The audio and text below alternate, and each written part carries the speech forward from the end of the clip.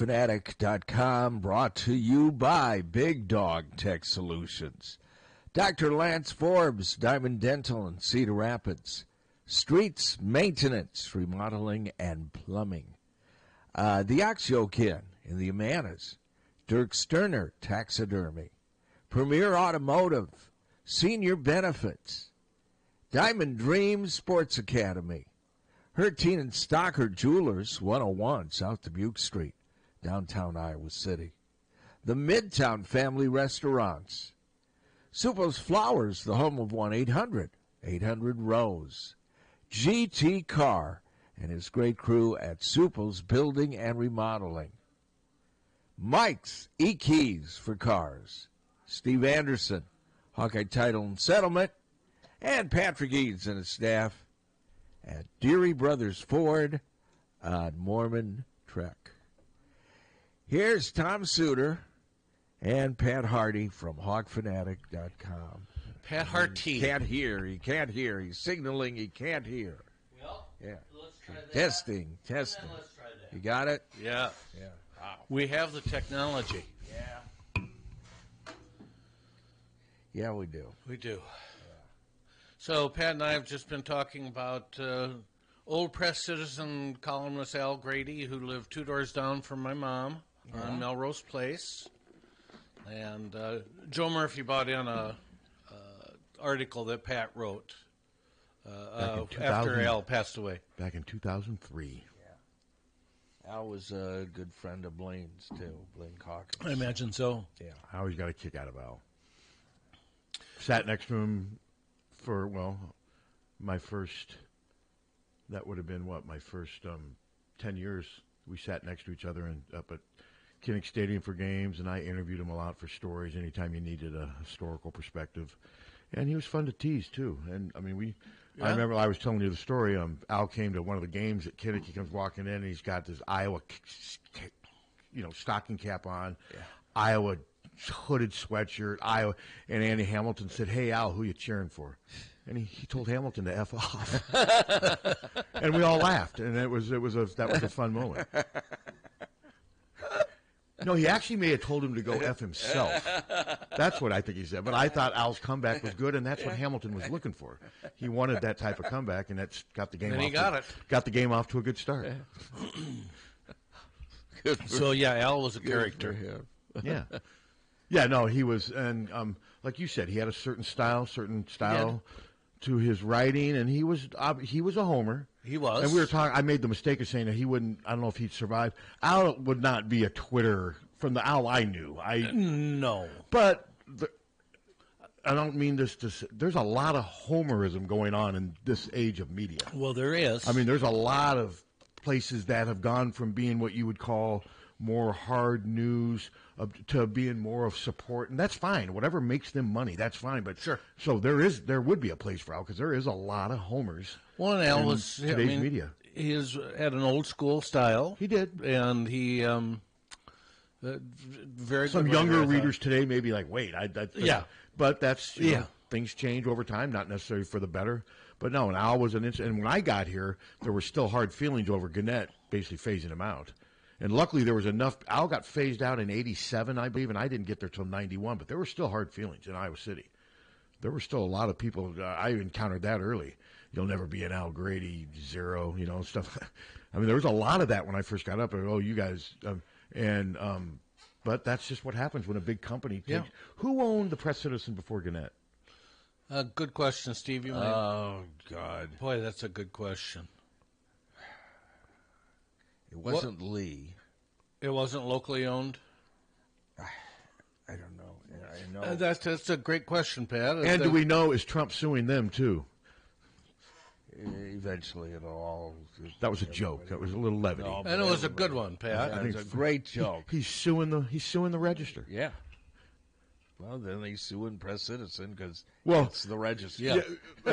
But then I heard someone said, there's nothing to sue. There's no building. There's only 2 young kids working at home. Come on, give him a break. Even Trump would let up on that, wouldn't he? No. Bury him. No, he would bury him. Did you? And he's not making any money from it whatsoever. But this guy came up with the Trumpy Trout. for $59. I heard you playing it Came on up the radio. with what? Trumpy Trout. What's that? It's like that Billy Bass thing. Oh. It's Only, yeah. people will buy them. Well, they are. Yeah. They are buying them. Yeah. So what are you looking up again? I'm looking up who owned the Press Citizen. Oh, because it wasn't the purchase in the early '80s. I think so. Because I just remember But when I'm I not got sure. there, I was always told that Al and I remember the guy's name too, the editor of the Press Citizen. I was told they just didn't get along, and they coexisted for a while. Then it just didn't work out. But when I got here, though, there were still a lot of people that were upset. And a lot of people at Iowa. I remember talking to George Wine, and they didn't like the way that Al was treated by the Press Citizen. No. And so that was sort of a... Press Citizen was formed in 1920 when the Democratic Iowa State Press and the Republican Iowa City Citizen merged. Wow, they could get along back then. Merritt Speidel purchased the paper in 1921. His company merged with Gannett in 1977. Okay, a little earlier than I thought. All right. For some reason, I thought 81. So Al survived for 10 years, assuming that's... And then the next thing that comes up, people ask, how do I cancel my Press Citizen subscription? That's the... What the... That's the next thing that comes up. So on the Google search thing. Google, yeah. Yeah, I mean, like I said, do you subscribe to any newspapers? I do not. Well, yes, we get the Gazette. Yes, we do. You get the Gazette. Do you get it dropped at your house or just online? Both. Both. Okay. Yeah. If you buy the physical paper, they also give you the online. Oh, okay. Do you do any newspapers? Here, but not at home. Which ones do you get here? Press Citizen and Yeah, I guess you have to here for news. Yeah, Gazette. Like I said, I don't. I would I say can't remember the last time I held a newspaper in my very hand. seriously this that morning. we get more out of the Gazette locally than we do the Press Citizen. Really? Well, I mean, the Gazette still has been able. I listen to when we give credits. I mean, the Gazette has been able to sustain. I mean, they've still got a lot of their. I mean, I can count 4 or 5 sports writers still. They've done a decent. Press Citizen has just been gutted. They sold 9. They made over $100 million. Yeah, I think it was 110 million. Yeah. Now, I will say though, in this day and age, that can go fast. Yeah, but That can go. That's hard to believe, but it's true. That can go fast. I mean, there's been some. tell me about it. 110 million? So you had $110 million in your life before? It all goes. Everything goes. Fast. Yeah. So, but yeah, the Press Citizen though has just been there. There's no building left. I think there's probably 3, maybe 4 reporters that work for him now. It's sad. But yeah, there's just nothing there anymore. So and everything's got to go to Des Moines, and it's. So to think all that happened in 50 years. And that's why we probably get more Gazette because it goes to Des Moines. Well, the Gazette prints in Des Moines. Yeah, but sometimes we don't. But the stories have to. Well, yeah, because their deadline's like 5 o'clock at night now. Yeah. That's where we are right now. The Cedar Rapids Gazette is being printed at the Register, so the Register's going to move their deadlines up more and more. Why wouldn't you? That's your competition. Make it as hard as you can for them. Well, then a lot of these big. It's either 7 or 5. Media companies are like combining stations. Yeah. And just trying to figure out ways to stay afloat. Yeah. That's what it is right now. I mean, just social media has just kind of. I mean, I see so many people on Twitter. Well, I don't watch any mainstream media. I get all my news, and they have like 5 Twitter handles. You look them up, and they're just Twitter talking head geeks. But that's who millions of people get all their info from. No, that's right. And they don't read any articles. They just read the little blurbs. And they read what they want to read. Info. They follow the people that's why you see so much of nonsense out there. And I mean, it's brain rot. Well, there's a lot. Yeah, social media, man. It's going to lead to our demise. They had Sanjay Gupta, who is a brain doctor. Yeah, and I love it when he just gets ripped on. You don't know crap, you woke socialist. Yeah, but he said there is a such thing when you scroll continually as brain rot, that your brain actually changes. If you scroll up and down like a platform like X, or anything. Yeah, like I said, I'm trying to. I mean, it changes your brain. Trying to spend as little time on there as I can, and I mean, you have to. You want to at least be aware of what's going on out there. Yeah. I mean, what do you think of the drones? We talked about them yesterday. I don't. It's not real high on my list of concerns. What about that for a band, though? The drones. Sure, there is. You think there is the? Oh, I'm sure. That's a pretty. I think that'd be a pretty neat name for a band, the Drones. Yeah, let's see. But yeah, that's another thing. That's a creation. A lot of that is the Drones rock band. A lot of that is being highlighted by social media. That's what for sure. Social media does a lot of good, but man, it just makes things hard too. It does. It makes things so hard to know the difference between fact and fiction. I mean, and you see all this. I still keep getting these stupid Caitlin Clark argument debates on my timeline. I'm so sick of getting those on Facebook. Yeah, the Drones, were an Australian rock band formed in Perth. Now they're all flying over New Jersey. 1997. Wow. So just one. Yeah, and their second album, Wait Long by the River and the Bodies of Your Enemies Will Float By, won the inaugural Australian Music Prize. They won with that. Wow. Yeah. I did see something funny about the drones. It was some celebrity, I think, tweeted it. Said, if these drones are here to do bad and to creep around, why do they have lights on? Why wouldn't they be turning the light? Hey, we're here. We're over Jersey. Let's turn the lights off. That is a good point, isn't it? Yes, it's not. It's either commercial. Some of that's that. Some of it's that, and some of it's different. Is hobbyist, and some of it's people shooting their own drones and saying, "Hey, look." Yeah. I mean, it's just ridiculous. That's what it is. Well, it would have killed us by now. It makes me wonder, though, if we're ever going to have. Do you ever think? I worry. I don't know if I worry, but like a drone incident at a outdoor sporting event.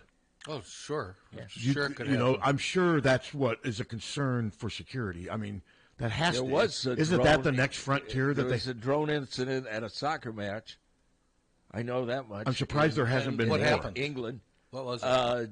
They took out somebody took a bat and smashed the thing and then threw it on and then the soccer teams were just so it was one of those little drones then, obviously. Yeah, it wasn't a big one, but no, somebody was flying a drone and they just got out and destroyed the thing.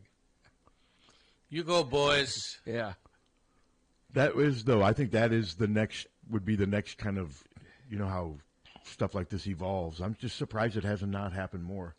If it was any danger whatsoever, they'd shoot them down. Plus, though, if you're at a big enough event, even like if anything like that got close enough, I would think somehow it would be noted, wouldn't it? You would think so. Anytime if one of those big drones, if they get in over airport space, they're being watched. Okay, what if one gets close to like Notre Dame Stadium on Friday? How quick do you think the response would be? I think pretty quick. And that Indiana coach would criticize, that drone's a wuss. That thing doesn't. Bring it on. Go back a couple of years. The drone or our offense? I was wondering how we were going to fit the Iowa offense. I was trying to think of a way to say, someone said, hey, the drones came and took away the end zone for the Iowa. But hey, they fixed the running game this year.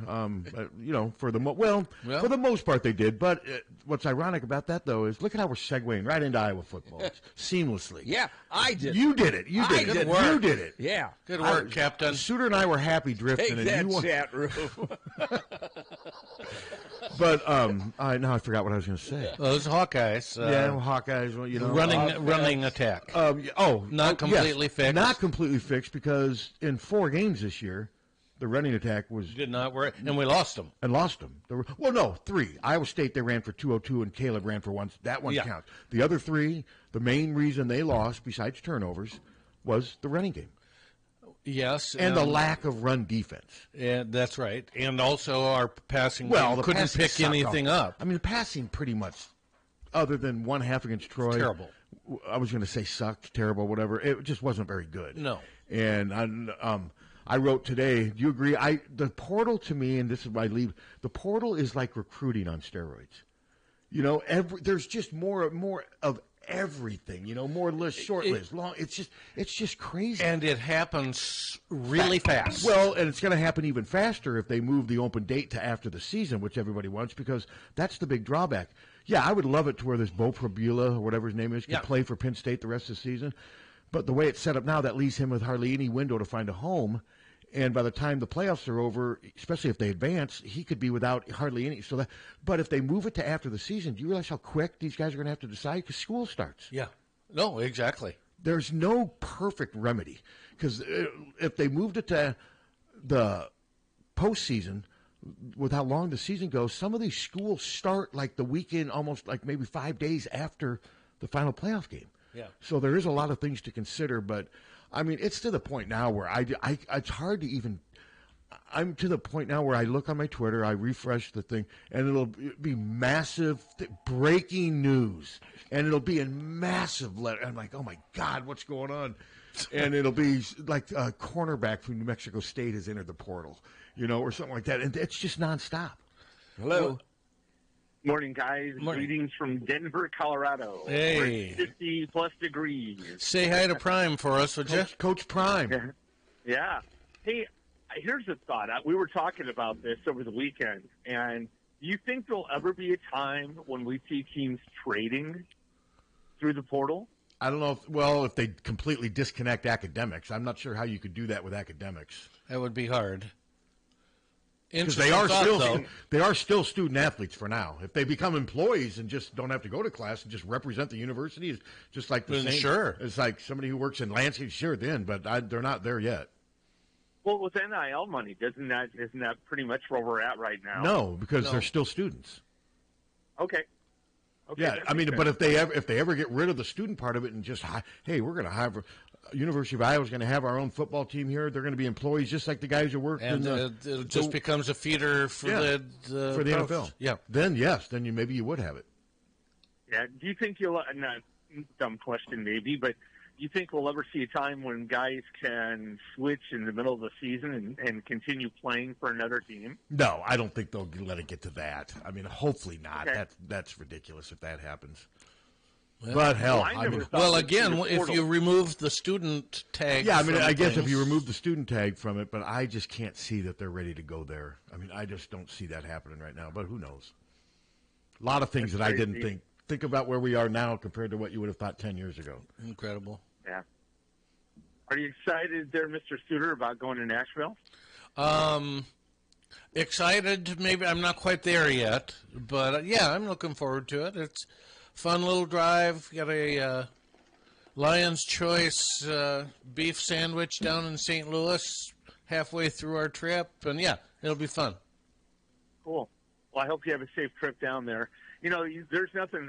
Just on a totally different subject. There's nothing like driving through Denver and looking up at the mountains in the morning. Little snow caps. It's pretty cool out here. So. Oh, I've done that. It is pretty cool, but I'm not a Denver fan, to be honest with you. I'm not a Colorado fan. The mountains don't hold a lot of mystique for me. They are pretty.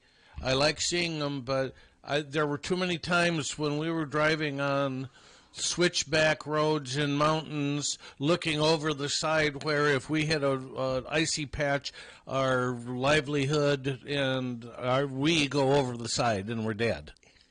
It was too it was nerve-wracking. Yeah, one of the cooler drives that I've taken is coming back out of Los Angeles, going up into Utah, and then coming back through Utah into Colorado that way on Interstate 70. It's, if there's no snow around, if it's not snowing, that is a beautiful drive because you're in the mountains the entire time until you get to Denver. But, that's pretty cool. Well, anyway, that's it. You guys, I just want to broach that subject about, like the portal and everything. So, well, we appreciate it. You guys have a great morning. Let's hope the Hawks have a big victory coming up. Well, let's hope so. We appreciate the call, as always. All right, you guys take care. Go Hawks. All right, man. Great song, by the way.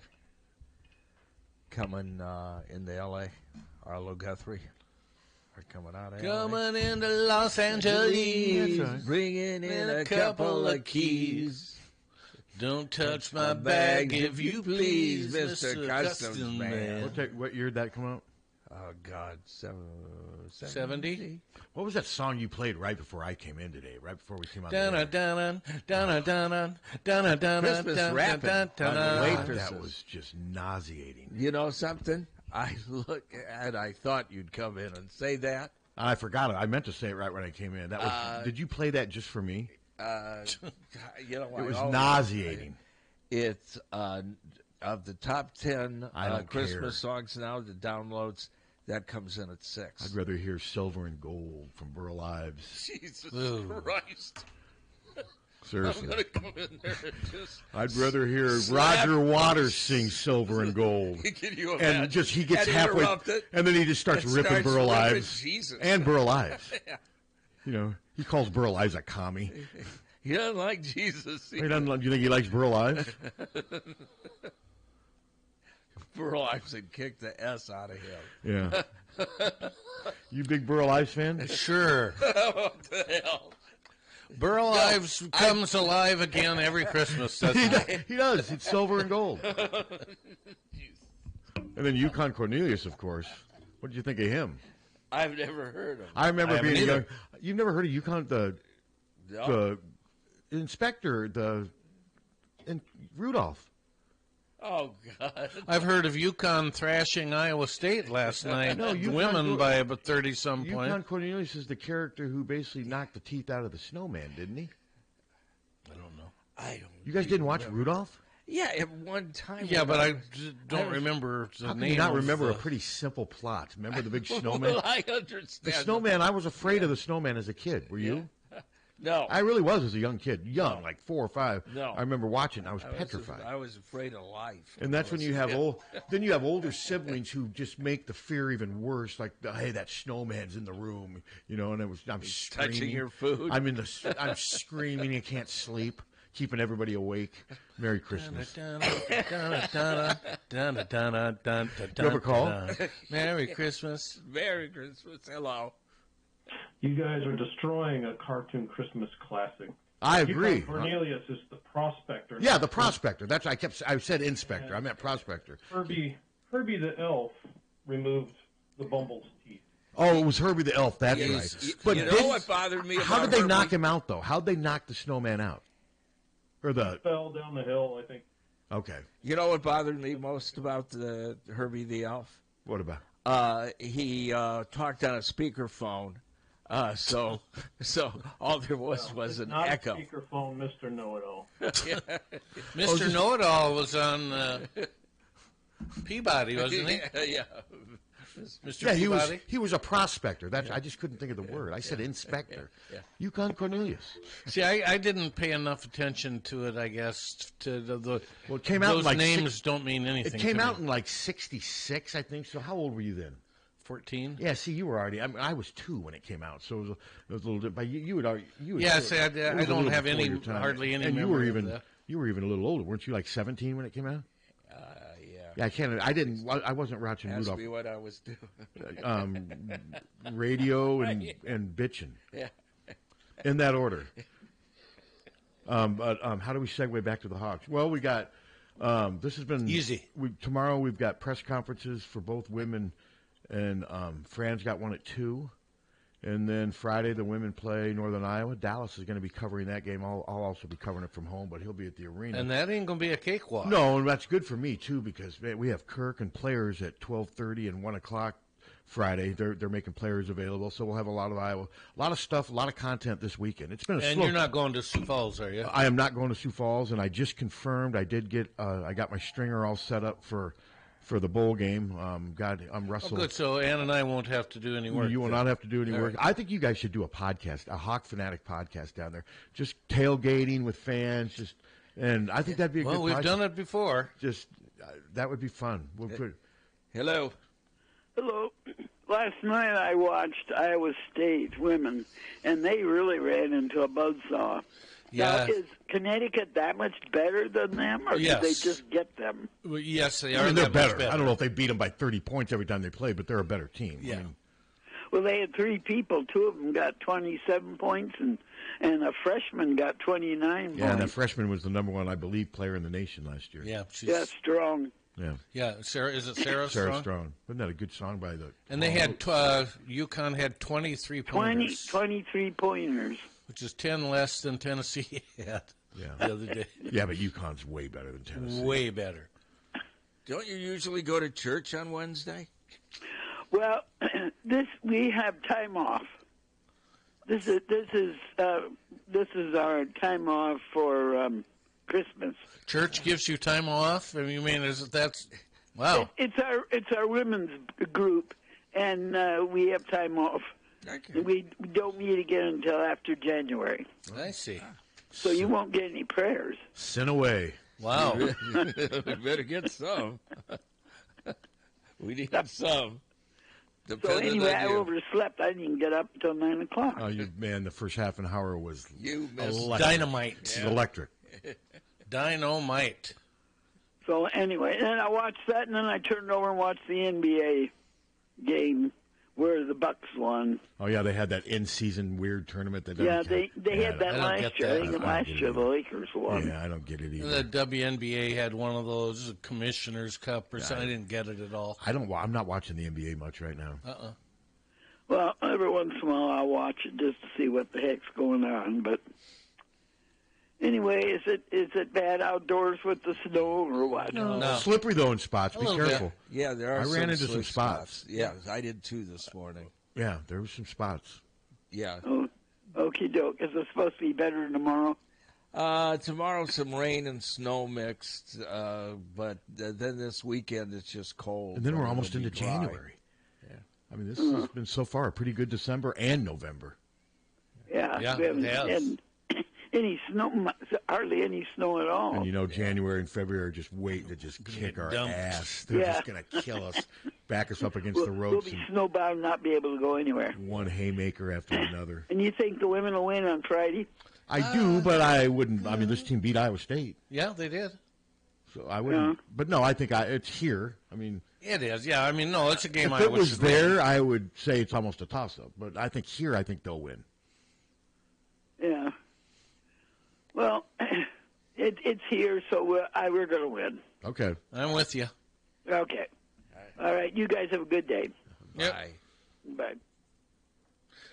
I wonder if Northern Iowa, I don't know how, I'm not sure what their playing style is under time, but I would imagine they're going to probably try to put some pressure on them because that's the one thing Iowa is showing that they can't handle right now. That is the template to beat Iowa right now. And I think it'll be interesting now that they've had a little bit of time off in finals week. If they play, if you notice, it'll be interesting to see if you notice like Stremlo or Guyton's, okay, she is starting to play a lot more at point guard. Because like I've said before, right now it's a lot of dribbling by committee. There is. I mean, I was Feuerbach, Stremlo, Guyton, Olsen, Allfalter, and McCabe. Yeah, but those are all guards that have brought the ball up the court this year. Last year that wasn't. I mean, if those girls brought the ball up last year, even Kate Martin, if they couldn't do something right away, so quickly they got the ball in Caitlin's hands. Yes, yeah. And this is what's just different, though. They were so used for the last 4 years having the ball in Caitlin's hands. Now that's not happening, and they're 9-2. It's hardly time to panic, but they got to address this turnover thing. They got to get this thing straightened out. I mean, they're going to commit turnovers, but you can't have 23 and 30 turnovers against decent opponents and expect to win. No, you can't. It's just too many It's just too many lost opportunities. Yep. So, but we'll see. It'll be interesting. No, what's her name? Maya McDermott. What's she have against Iowa State? 38? She filled it up. And I'm telling you, those were not easy shots she was making. Those were floaters from like 15 going away from the basket. No, she's having a heck of a She's not real tall, is she? I don't think so. So it'll be interesting to see how Iowa defends her because my concern with Iowa, too, is Lucy getting into foul. If Lucy gets into early foul trouble in big games, that's going to be a problem because they're just not the same when she's not out there. No, they're not. I'm telling you, that was one of Lisa and Jan's best recruiting gets or whatever you want to call it. This team would be in trouble without Lucy. It would really be in trouble. Well, I mean, we struggled mightily against Michigan State, and Lucy just didn't have her best game, and we were still right there at the end. Yeah, because like I said, I'm still not sold on Michigan State. We'll see, but I don't think there's a great team in the Big Ten this year. What about USC or UCLA? Well, I mean, I keep forgetting about them. Yes. I think both of them potentially have a chance. I think they're in that same group. I forgot. That's my bad. I was thinking the more traditional Big Ten. Like Maryland and Ohio State, Purdue. None of those teams I think are great. But no, I think USC and UCLA. But I still am not completely convinced. I mean, USC's a lot of Juju Watkins, and we'll see. I mean, it'll be interesting to see. Right now, I mean, I saw South Carolina's got 3 losses. What? I thought one. Or is it just one? Then I must have seen the men's record yes, you must. Yes. Okay, well then it was a mistake because it was a highlight of the women, but they had in parentheses South Carolina 7-3, and that had to have been a mistake because I didn't have the volume turned up. Because the women lost to UCLA, right? South Carolina.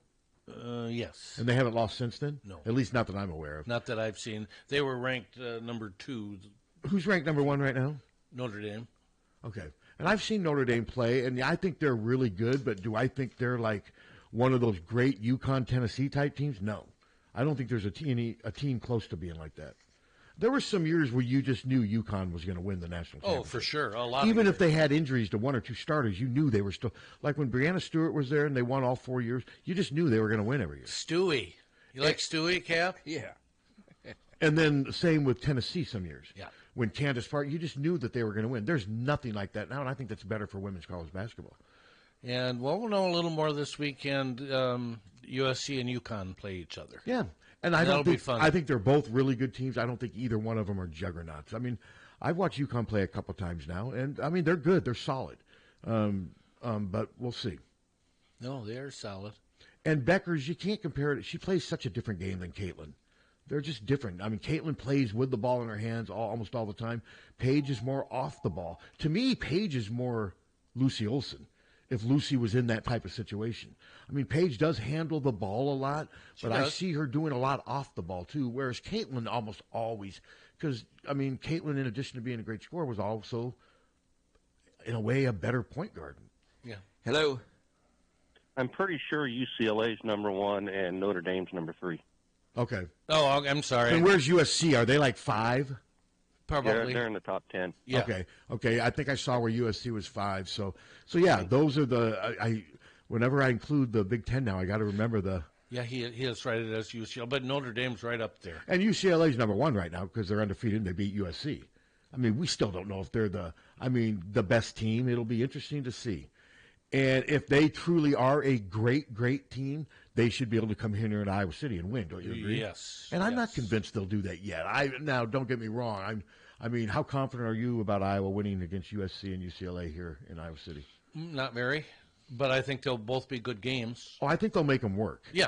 Would you give Iowa 20, 30%? Where are you as far as your confidence means? Yeah. That's kind of where I am. 40 maybe. Yeah, that's kind of where I am. I mean, it'll be one of those games where they're going to just have to play a but sometimes that happens.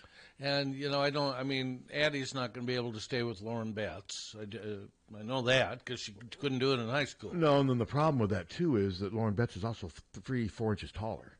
So she won't handle the finesse part or that will be tough, and, that's a lot to throw at Ava Hayden, too. Yeah, it is. And I watched Lauren Betts play. She does not streak up and down the court. No. I mean, she kind of has a little Addie, as far as foot speed getting up and down, Lauren Betts is not the kind that makes it great to play in transition. So it'll be interesting to see. But, man, she's so tall and she defends the lane so well. And they've also got really good skill. But, no, there's a reason. Kiki Rice is real good. She's really good. There's a reason they're number 1. I mean, women's basketball, would you say women's basketball probably potentially will be impacted more by the addition of the 4 teams, at least this first year, more than any other? I mean, Oregon, of course, in football, but USC. Yeah, for sure. I think women's basketball potentially is going to be what's impacted the most. Now we got to wait and see softball. I mean, and what did USC and UCLA do in volleyball? I know I'm not a big volleyball fan, but well, the Final Four is Penn State, Nebraska, Pittsburgh. And who is the other one? Because they just interviewed this girl. I didn't realize Pittsburgh's been to 4 straight finals. And Wisconsin didn't make it that far. I don't far, believe so, but I believe Penn State's in it. But I did not realize Pittsburgh is a volleyball power. I had no clue. Hello. Hey, Pat, did I read that the softball coach is taking a leave of absence? For a health matter, and she's going to be gone for the 2025 season, Renee Gillespie. They said for a health medical issue, but they didn't say why, and it's none of our business. But yeah, no, that's what they announced that yesterday. They released it. Who's the head coach then? Right, what's his name? It's in the release. I can't remember. They just elevated the assistant. Levin, Levin, Levin. Okay. But yeah, we wish Renee well with whatever she's dealing with, and being so close to Hanukkah, you would have thought his name was on Levin, but ooh. But anyway. But Kelly Levine in Solon spells her name the same way, but pronounces it differently. What's up with that? Stay with the Hawks. You're starting to drift again. Chat room's turning on you already. I mean, we just had this really intense women's basketball discussion, and there you go, making Jewish jokes. And the rest of us can't because you'll throw us out of here if we do. Yeah, I'll have to ban you. No, we have to be quiet. This is censorship. It's just everything that we've fought against for centuries. Yeah. But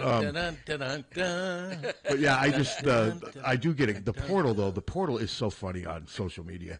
Just I just get, and it's there. And when it says breaking news, all letters are always in all caps with exclamation point. You just stop what you're doing, whatever you're doing. This cornerback from Sacramento State has just hit the portal. Who nobody has ever heard of until they find out he's interested in their team, and suddenly they live and breathe this guy. And then what's funny, first they enter the portal like that Prabula. Yeah. Then the next step is the early candidates. Because right away, Missouri, Central Florida, I'm hearing now Prabula was at he was at Missouri yesterday. Yes. He visited Missouri yesterday. All I know is Missouri has a ton of NIL money. Well, I believe Brad Heinrichs has even acknowledged that before when we've had him on. But I've been told that that Missouri has a huge. Why? What are you hearing? Well, didn't they get that Kitchens guy who Iowa was interested in? Yeah, but it's not like I mean, that was a guy from a MAC school who. I can't imagine that cost a ton of. Maybe I'm wrong. I mean, it wasn't like he was a 5-star from USC or something. Is what I'm saying. No. But it will be interesting. But I've just been told that Missouri has a huge, healthy NIL. Yeah, I believe. Have you heard somebody ask me yet? Have you had any updates on how? I haven't looked to see how Tony Perkins is doing. Have you?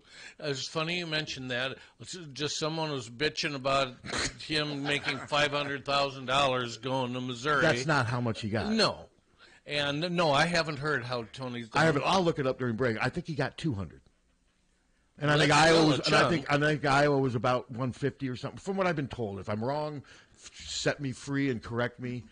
But one thing we know for sure is the numbers floating around for things are ridiculous and they're not largely inaccurate. Yes, there's so much. Would you agree with? And I think it's even worse with transfer portal. There's so much self promotion, pandering. Tampering. There's just it's ridiculous. And I think a lot of the media use it. Hey, look at me. Look what I'm giving you. And so much like the Miller Moss thing. And if I'm Iowa, where did he end up going? Louisville. He never. I don't. Do you think he even? I mean, but in fairness to Iowa, I would want that out there because what I will say, and this is what I wrote today. Did I think they were going to get Miller Moss? No. Do I think they're going to get this Prabula? Probably not, even though he's a backup. Probably not. But they're trying. And at least if you're Iowa, you want that out there. So all these sites that cover every move that happens in the portal, that's good for Iowa because it's setting this narrative. Look, well, at least Lester's trying. He's trying to get quarterbacks. He already got one. He's trying to get another. That's good. That's good publicity, even if it doesn't come through. Yeah, exactly. So that's why I think a lot of this stuff, you never know. There could be Iowa football putting some of this stuff out. The Columbia Daily Tribune. Captain's on it. The Gazette. College Worth. All say estimated around $500,000 for Tony Perkins. Well, didn't Fran say, no, I don't. I just don't think that's. I don't think that's true. But who knows? No, I know that's the problem. I know Rivals. I know you said 200,000. Rivals says 400,000. Yeah, I don't believe that either. All I know is something was said at a board and control meeting that I think Fran may have said something about how much it was, and I was told by people that was too high. I don't know. I mean, whatever. I do think NIL was, but I think Tony just wanted a change. He's been here 4 years, and I do think NIL was part of it too, but it wasn't just that. I just like I think Patrick wanted a change. Well, Tony was just, and Patrick too, they're both very inconsistent. And Tony could put up 34 one night and then, go 4 for 18 the next night. Yeah. And it was just, Patrick's taken a lot of crap from a lot of people. Yeah, and he's also was here for 5 years. Yeah. And, and my point, he did score over 1,000 points for Iowa. That's not. Yeah, I don't think Patrick was ever a liability. I mean, did he maybe. Not a great rebounder. No, his game had some flaws, but he was a solid, decent player. Absolutely. And I don't think his dad ever presented him as anything more than that. No. I think sometimes Franz gets a bad rap. I mean, Patrick was good enough to play the minutes he played. Connor was too. Connor was far from a star. His problem was he couldn't shoot very well, but Connor was a good, steady player. He had liabilities, yes, but, I mean, it's not, and we've said the same thing with Kirk and his kids. James and Brian both deserve to play. Yeah, Steven didn't, and you know what? And he didn't. And he didn't. That's what, I'll defend the coaches in that. I mean, Kirk, nepotism. Yeah, there's been some nepotism with Kirk, and I've called it out. Brian was, the coaching stuff was bad. You guys have even called it out. The Tyler Barnes stuff is his court, and some people don't like that, but it is what it is. But as far as Brian and James getting scholarships and playing for Iowa, they deserved it. You bet. They deserved it. I mean, James was an 11-year NFL veteran. So that stuff's just people nitpicking because they don't like Kirk and they want him gone. But you got to look at it fairly. I don't like nepotism. We don't believe in it. What time's Molly get in? What time's Molly get in? Hey, when does Ann cut her next radio spot? Do you know something? Seriously, we were talking about this morning. Molly does great commercials. Molly does, yeah. Molly's good. Yeah, she really is. I like it when her and Tunner have conversations. Yeah. Like they had the one where they were getting coffee from somewhere, some mocha or whatever, and I get a kick out of those when they have a script. You ordered something with avocado or something. It just sounded nasty. What was it? You have dirty chai on the menu. Dirty chai. What's that? That one. Yeah, that one. Cafe St. Pio. Why do people like avocado? I don't get it. Why do people like guacamole, sour cream, raisins, and fettuccine sauce? Guacamole. Just. What about fettuccine? Fettuccine, I don't eat it very often, but I like it. I mean, Alfredo sauce, that's what I mean. I like it. Yeah, it's okay. It's like paste. If it's done wrong. Nasty. I mean, but I've had it where it isn't like nasty. Paste.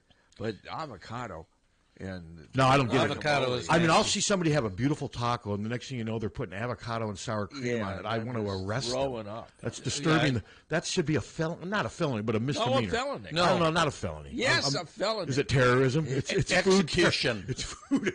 Yeah, food terrorism. When I see people put sour cream on tacos, there's times where I cry. I don't have a problem with a little bit of sour cream. Oh, please. I had made the mistake. One of the time, a couple years ago, we went to Taco Bell, which is a mistake to begin with. But then ordered tacos deluxe. Anytime you better tell them no sour cream. If I knew what it was, I would. Anytime supreme or deluxe, it means they're going to put enough sour cream on it to where you're going to be bathing in it. I took one bite and I said, that is just nasty. I do have a funny story, not to one-up you, but one time we were late night Wrigleyville, where you can get those tacos at any time, the best tacos in the world. We go back to my buddy's place. This was right after college, and we're all drunk. I'll just admit it. We were drunk.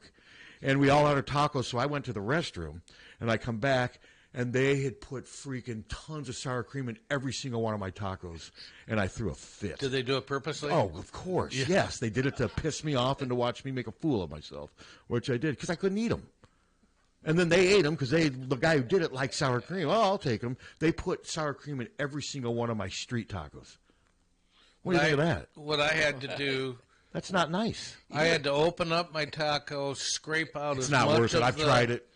It was still bad. Gross. But it was edible. It turns everything into gooville. But, yeah, they did it. They sabotaged my tacos. They ruined them. I just don't like avocado on anything. How about guacamole? Well, isn't that Are they the same thing? Yeah. Well, it's you make guacamole it is made out of avocado and spices. Okay. Yeah, it just sucks. Oh, I agree with you. Yeah. No, I agree with you.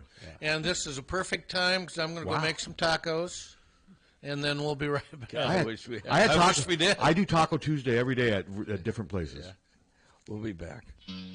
1-800-800-ROSE. 1-800-800-ROSE. Your FTD florist is the only number you need to know to send flowers anywhere in the country or Canada from anywhere in the country. 1-800-800-ROSE. It's so easy. Just remember one number. 1-800-800-ROSE. Your FTD florist. 1-800-800-ROSE. Remember.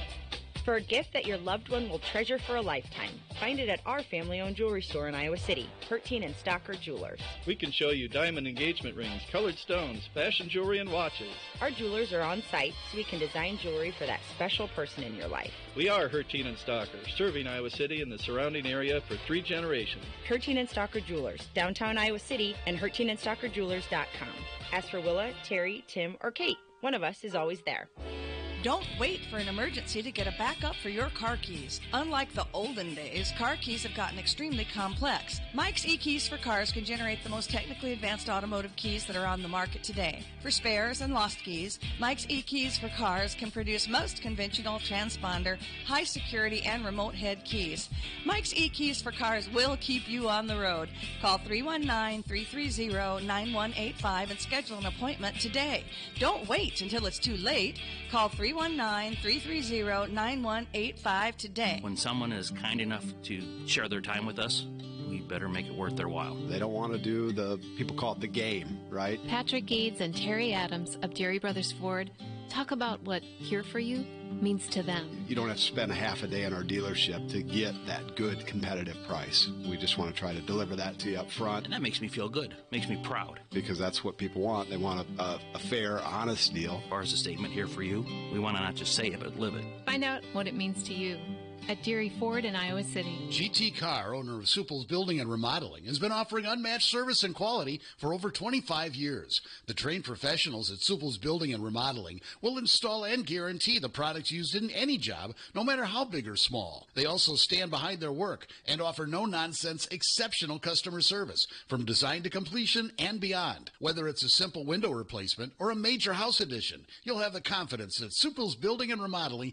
is committed to quality. Visit Supple's.net or call them today at 319-337-2246. When you go to a family restaurant, you want 3 things. 1, a wide selection of breakfast, lunch, and dinner items. 2, you want those selections to be affordable and delicious. And 3, you want to be treated like family. You get all 3 at the Midtown Family Restaurant. Breakfast items available anytime the doors are open. Legendary tenderloins, onion rings, and hot roast beef sandwiches, and special ribeye and shrimp nights. Daily specials at each location, and no matter if you're coming in solo or with a group of 20, you get the same special family treatment. The Midtown Family Restaurants at Court and Scott Streets and at the Walmart Plaza on Highway 1 West. Follow them on Facebook or at MidtownFamily.com.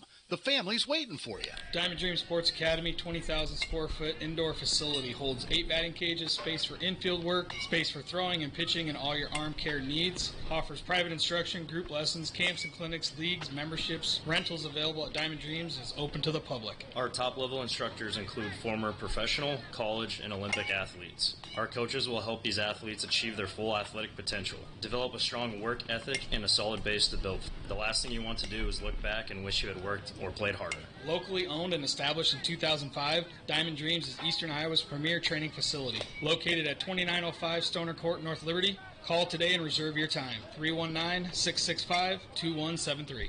319-665-2173. This is Leah Pasha, and I've been saying, hit a deer, call Premier, for years. But it's time for something new. It's still where you need to go for deer divots and door dings, as well as damaged dashboards. That's what my dad Nathan's driving at and dreams about. Why not say, when your car is dinged, be a deer and call Premier? I think Dad's going to love that. Premier Automotive, North Liberty's premier auto body repair shop. Be a deer and call Premier Auto Body in North Liberty. It's that wonderful holiday time of the year. Moments of eating too much, spending time with family, or in some cases, maybe trying to avoid family. However you choose to celebrate, the Diamond Dental team of Dr. Forbes, Kate, Michelle, Michaela, and Kim would like to wish everyone a happy, healthy, and safe holiday. Here's hoping you enjoy every moment of this joyous time of the year. Rest assured, Diamond Dental is here, providing superior care for your entire family during the holiday season and all year long. Dear U of I, just a note to let you know if you're ever thinking about selling Kinnick Stadium or Carver Hawkeye Arena, please consider Hawkeye Title and Settlement. We're here to provide efficient, high-quality real estate title and closing services. Signed, Hawkeye Fan Forever, and send. Hi, this is Steve Anderson with Hawkeye Title and Settlement. Whether it's a large commercial property or if you're buying your first home, remember we're here to help. Hawkeye Title and Settlement Services of Iowa City. You'll love our team just like you love the Hawks. Are you tired of living in a home that doesn't quite meet your needs? Then it's time to call the experts at Streets Maintenance. Their team of skilled professionals specializes in renovations and remodeling, transforming your home into the space you've always dreamed of. From kitchen bath remodels to complete home renovations, no job is too big or too small. Streets Maintenance will work with you every step of the way to ensure your vision becomes a reality. So don't wait any longer. Call Streets Maintenance to schedule your consultation at 400-4483. Let's start building your dream home today. Hanging lights is a pain. Dealing with blown bulbs, dangerous installations, and the endless rat's nest of cords, there's got to be a better way, and now there is. Illuma Lights permanent outdoor lighting from Big Dog Tech. Illuma Lights provides illumination for every occasion. Holiday lighting, accent lights, security, and of course, lighting for the best season, football season. The Illuma Lights app lets you create your own patterns with color, motion, brightness, and static control over every individual light, or use Big Dog's presets to transform your home or business. The professionally installed track system makes Illuma Lights LEDs virtually disappear until you turn them on. Rated at 50,000 hours, you'll enjoy stress-free convenience for years to come. No more ladders, no more hooks, no more wifey's dirty looks. That's the song you'll be singing all year long with Illuma Lights permanent outdoor lighting from Big Dog Tech.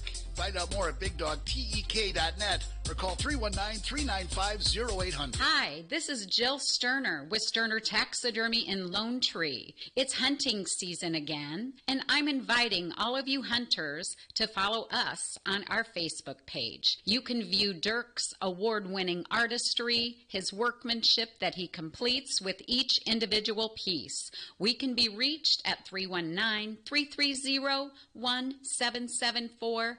Again, 319-330-1774. Hi, this is Bill Leixenring from the Oxyoke Inn. The Oxyoke Inn is now serving daily.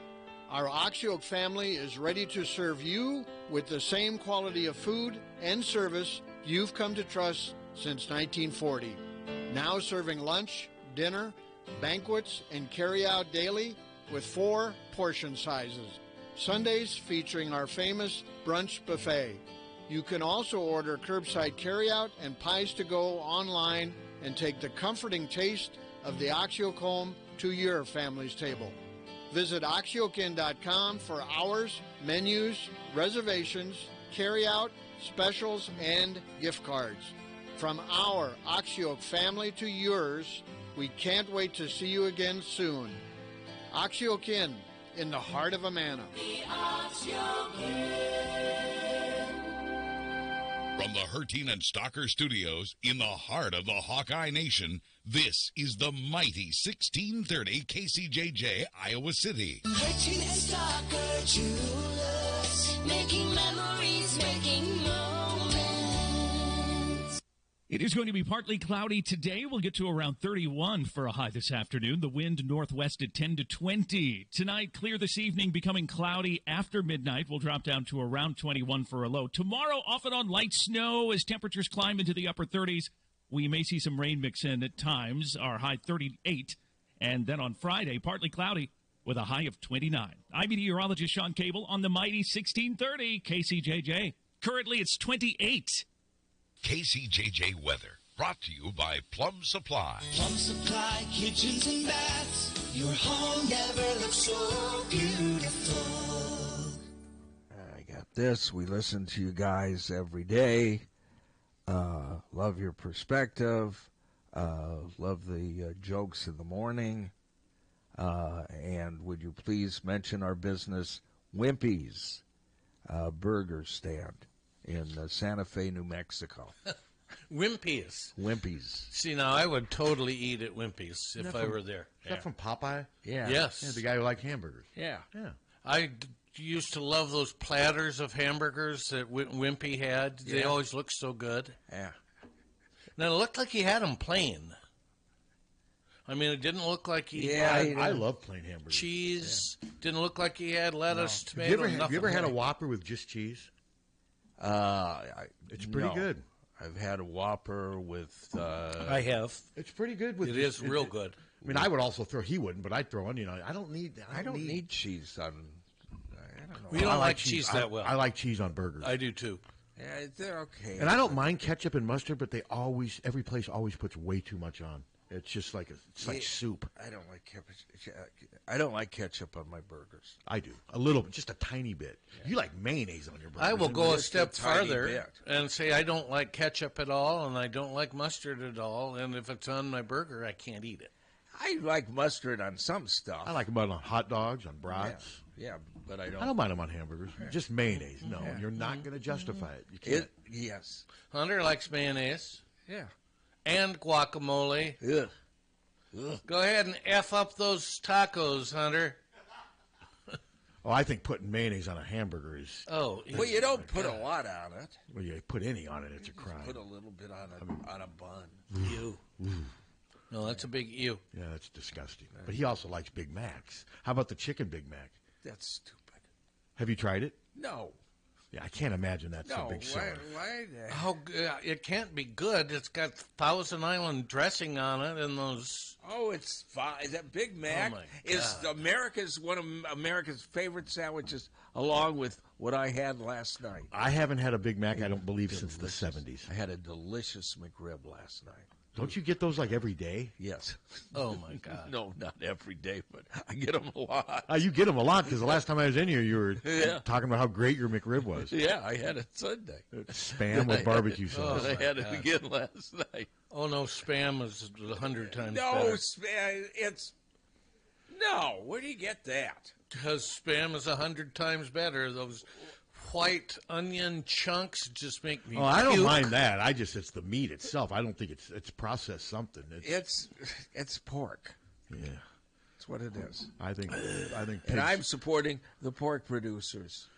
I like the pork producers. I love their bacon, and I love their sausage. Yeah, I got bacon at home right now. I'm helping the pork love their producers. pork chops. But I'm not helping them with McRibs. Well, no. I love McRibs.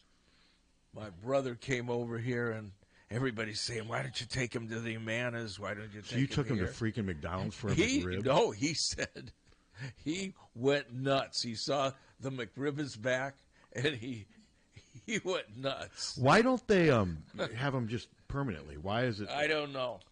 If they're so great, why don't they keep them around? I have no idea. And I never understood why they got rid of their... I used to like the Johnsonville brats that McDonald's had. Those were good. Yeah. Those were good. Well, Johnsonville's they're brats good, are and I used to like the way They're McDonald's... good. They're always hot and really, and they just got rid of them. Hello? Hello. Hey, McRib's great, but it's like that old commercial. It's only half the size. Where's the beef? Yeah, well, that's with everything. Unfortunately. That's with everything.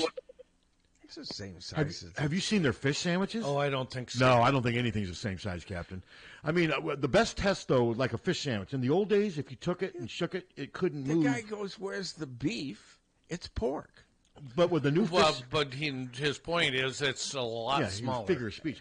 Well, the fish sandwich, now you get it, it just rattles in the box because there's so much space. It's not near as big as it used to be. No, the fish isn't and everything, but I haven't noticed anything with them. Well, I guess I haven't either because I've had a McRib maybe once or twice in my life. And we went to Wendy's a couple of weeks ago, got a single. Are they as big as they used to be? It was delicious, but it was small. And Well, are they using it's smaller- nowhere near a quarter pound. Are they using smaller buns and everything now? Yes. Listen, Nowhere near a quarter it's pound. nowhere near when Dave Thomas owned it either. Those burgers were great, and they were juicy. Remember the Wendy's triple? They still have them, right? They I remember biting into a and it just flies everywhere. Well, did you ever have the Hardee's Monster Yes. Burger? Yeah. That was ridiculous. Yes, I do remember. Do they still have them? I'm sure they probably do. I don't do fast food much anymore. No, I just I don't. haven't been to Hardee's in a long time, and Had a Hardee's biscuit driving back from Dubuque the other day. Had a breakfast biscuit. It was fabulous. no, their food's Delicious. good. Yeah, and I've never had a problem But with their food. Hardee's That food's location good. for me doesn't. Yeah, it always doesn't work for it's me. not convenient. Usually, when I'm in that area, I want to get out of that area because it's so hectic, and I'm usually using that area to get somewhere else, like the mall or what have you. No, it's good food. But I It's like their just- burgers. I mean, I like their. No, They Hardee's had- has good food. They brought us in, I and Anthony, those monster burgers, and I couldn't eat for a day. Probably and a bigger than half. Anthony. It was ridiculous. They were big. Yeah. Well, how about those? Remember those big breakfast things? Feeney challenged Means, and he ate both of them. They had those big monster. The monster breakfast. And Kurt ate two of them? He ate two of them. And Feeney challenged him or dared him. And, I mean, those things were like 8 inches high. It was just. No, they were. They were massive, and he ate both of them. Kurt could eat. Yeah. And Feeney lost the bet. I can't remember I don't know what they wagered, but yeah, it wasn't like the monster omelet or something like that. Yeah, it was. But it was called. It had the gravy Monster. poured on it. It had a bunch of like ham and bacon and cheese Yeah. and Yum. biscuit, and then like gravy poured on top of it. And he ate two of them. Sounds pretty good. No, I bet it was. It probably was pretty Yeah. decent. Yeah. But hell, with those bagels we got for Christmas, I've been making my own breakfast. Those everything bagels and the holiday gift we gave you guys, those make good breakfast. I've had two of the English muffins. I'm not a huge English muffin. I like English muffins. Yeah, I gave mine to my neighbors and they love them. They said they're huge. They are huge. They are big. They're very dense. And you got to make sure you cook them all the way through. The one I cooked, I didn't cook it through, and then I bit into it, and it was doughy, and that was not a good experience. No, it takes some heavy duty good. cooking. But no, they're good, and the cinnamon raisin much better than I thought they would be. Yeah. I don't like raisins, but in the cinnamon raisin bagels are good, especially if you toast them, put a little butter on You them. bet. Yeah, those are all gone. All the good stuff is gone. Have you tried the cinnamon strudel? Who got that here?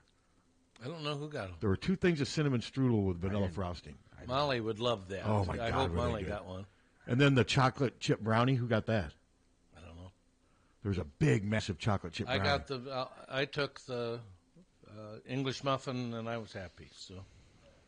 All right. Halfway through them, they're huge and delicious. But yeah, my brother-in-law does a good job with that. He sends them out to all of our, some of my neighbors, advertising clients and what have you, and then some of his business clients. But that's kind of his way of saying thank you and happy holidays. Merry Christmas. He misspelled Tom's name. How do you spell your name? I can't remember. S-T-U-D. Stuter? Yes. Tom Stuter? Stuter. I can't remember what it was. It wasn't right. Yeah, I think it was Stuter. You guys send him a nasty. I'll give you his email. Just say, hey, nice stuff, but why don't you rip him? I'm not ripping him. Or was it Shooter? No, it was. Stupor. It was Stupor. It was Stuter. Tom Stupor. I can't remember. Molly will remember. S-T-U-D. So did it get delivered out to here? Yeah. Or to what? Okay, that's right. Yeah, the address was 4404 Southeast Napoleon. Yeah. Okay, so I'm trying to. By the way, where you give that address, the Napoleon Street Southeast, and you can come out here now between now and 4 o'clock. You can come out here tomorrow between 8 and 4. Same thing for Friday. But if you could please claim your auction certificates this week, since next week is Christmas, and we're going to be short-staffed daily. So if you can come out and claim your auction certificates, you don't have to come out. You can call us on the business line at 319. You can call us whatever you want. Yeah, 319-354-1242. Call us between 8 and 4, and we'll send you out the certificates that day. It is true. So I mailed a bunch of them out yesterday. Hey, how about Herschel Walker? What about him? He was named ambassador to Bahamas. There's a key appointment. I am pleased to nominate Herschel Walker as United States ambassador to the Commonwealth of the Bahamas. What do you think of that, Captain? Just to prove he's not racist, right? Yeah, send him out of the country. Well, I guess if I had to pick a guy, I wouldn't mind being the ambassador to the Bahamas. Do you get to live? Do you get to live down there? I assume. Yeah. Why Trump wouldn't have considered me? Because you don't care for anything past 1970. That's true. Yeah, that's true. Wow. A shock poll. 41% of young voters find killing of United Healthcare CEO acceptable. Yeah. You know, that's just incredible. It absolutely torques me off when he's getting money. People are sending him money. Well, there's women wanting to marry him. And, but then the same people that are sending this guy money will be the ones that'll say, "Why don't you give to the homeless vets?" I mean, the healthcare industry needs some serious fixes, but it's murder is not the for answer. Sure. Yeah, I don't think we need to go. But here's some breaking news. Not that it's anything. Wake Forest has hired Washington State's Jake Dickert as its next head coach. He did a decent job up at Washington State. Did. But that's interesting. Washington State is no longer in the Big 12, and now it's losing a football coach to Wake Forest. Yeah. Think about that. That And shows you how the landscape is changing. More bulletins. UI Athletics announced Caitlin Oh, yeah, I Clark. just saw that. Yep. Caitlin Clark's number 22 retirement. They'll retire her number When? 22. February the 2nd. Okay. It will be retired. It's no shock. No. I still think eventually they make a statue for her, too. That'd be nice. Yeah, I'm typing. You guys, what do you have for dinner? I'm trying to see if Dallas can post it. Chili. McRib. Ann made some chili and it was delicious. Added a little extra chili powder because I like it a little hotter. McRib was delicious. Earlier I had about a quarter of a can of Stacks potato. Yeah, those are good. Oh, I know. Are those like potato strings?